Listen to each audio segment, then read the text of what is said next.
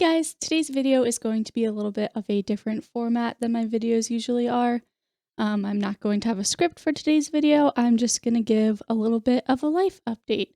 So I'm going to be talking about some things that happened over the past 2 weeks of my life, kind of regarding my mental health. And at the end, I will give an update about ketamine treatments because I know a lot of people have been asking me about how that's going and if I've started yet. So at the end of this video, there'll be a little bit about kind of where I'm at with that. Before I start this video, I do want to give a trigger warning. I'm going to be talking about self-harm and I'm going to be talking about suicide in this video.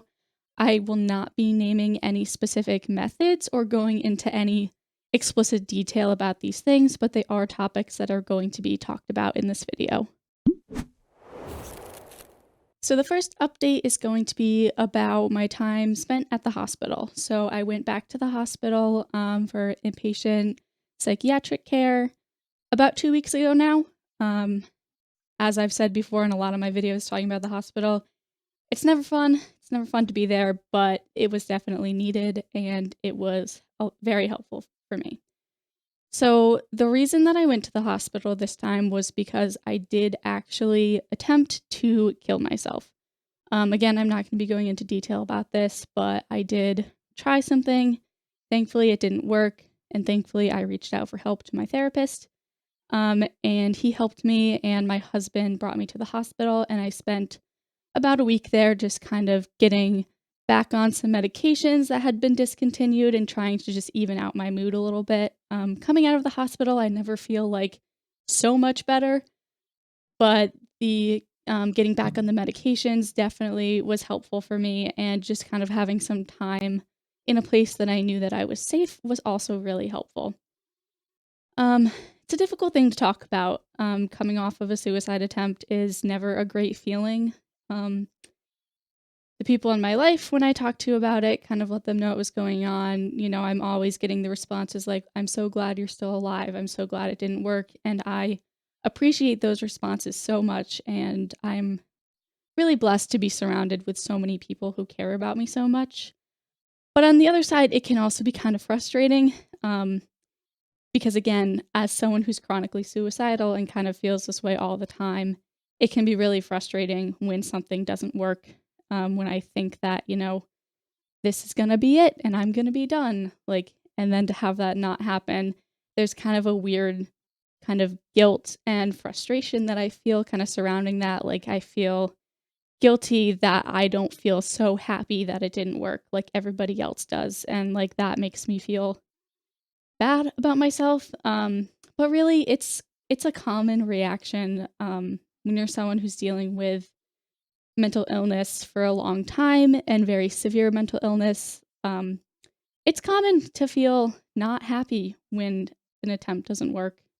And I think that's something that I want to try to normalize a little bit. I, of course, am continuing to go to therapy, continuing to be really open with my therapist and my psychiatrist and continue to work on these things, even when I feel like I don't want to work on them, even when I feel like I would rather, you know, have my attempt work than to continue to work on these things. I'm still here. I'm going to keep going. I'm going to keep trying my best to get better. But yeah, I think it's really important as someone who creates mental health videos to be a little bit more honest and more open. I don't want to give off the impression that I have it all together all the time and that I'm like, I have all the answers and I'm like 100% getting better, because the truth is with mental health, it's a lot of up and down.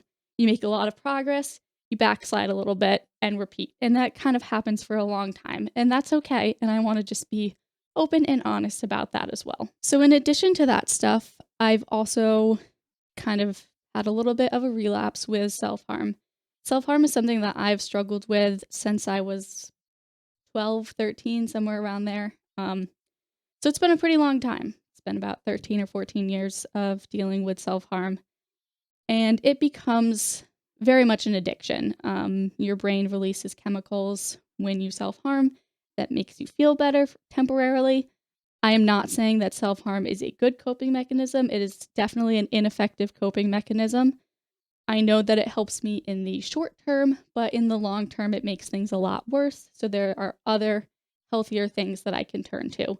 And that's something that I'm really working on in therapy and just kind of in my own life, is working on replacing this negative coping skill with a positive coping skill, or a lot of positive coping skills, in order to move past this. But again, it's just something that I want to be open and real about, because I don't want to, again, talk about self-harm like I'm coming from a place of, I dealt with that, I'm better now, like I'm completely over it. Because in reality, with any addiction, it's really hard to be fully over it. And I think that's something that everyone should be aware of, especially if you're someone who struggles with self-harm. You should never let yourself think like, well, I'm never going to do it again. So I can just completely forget about it, because that's when you end up relapsing a lot of the times. You get comfortable in thinking that like, oh, that's never going to happen to me again. And then it does happen. And if you're aware that that can happen kind of at any point during recovery, it can help you learn to avoid situations that may make you more susceptible to engaging in self-harm. So again, it's something that I'm just continuing to work on, continuing to do my best, and working on replacing it with positive coping skills, so that way I can still get some relief from everything I'm feeling, but in a way that is healthy, in a way that doesn't make things worse in the long run. So finally, a ketamine update. So I know I put out a video a while ago now talking about ketamine, and that I was in that video, I believe I said that I was going to have my first appointment at the end of March. I had the appointment scheduled, then the office called, had to cancel it, then I rescheduled it, and then I had to cancel it, and then the provider that does the ketamine treatments was away for a month. So it was just kind of this whole crazy scheduling issue that made everything, get way pushed back. But I have good news. Tomorrow I have my first ketamine infusion treatment. I am extremely nervous about it. I am trying to be a little bit hopeful about it, but because of who I am as a person, I have a very hard time letting myself be hopeful, because I'm like, I'm just going to be disappointed, so why be hopeful? So I'm trying to just kind of go into it more neutral, not expecting it to be negative, not expecting it to be positive, so then whatever happens, I will be prepared for. But that is happening tomorrow night, so you should expect a video update about ketamine treatment, how it went for me, sometime later this week. I'm hoping by Thursday or Friday this week, I will have that ketamine video out for you. So thank you guys so much for watching. Thank you for listening to me ramble about my life. I hope that there was something helpful in all of this. Again, I just want to try to really be authentic and vulnerable, and not act like I have it all together all the time here on this channel. I think that's something that's really important, especially if I'm someone who wants to help other people deal with their mental health problems. I think it's really important for me to be genuine and open about how I'm doing, and not just portray a better version of myself all the time. As always, if you have any questions, please feel free to leave them in the comments. I will do my best to answer them. And again, ketamine video should be coming out later this week. So if you're interested in seeing how that goes, please feel free to subscribe to my channel. That would mean so much to me. And I hope you guys have a great rest of your day.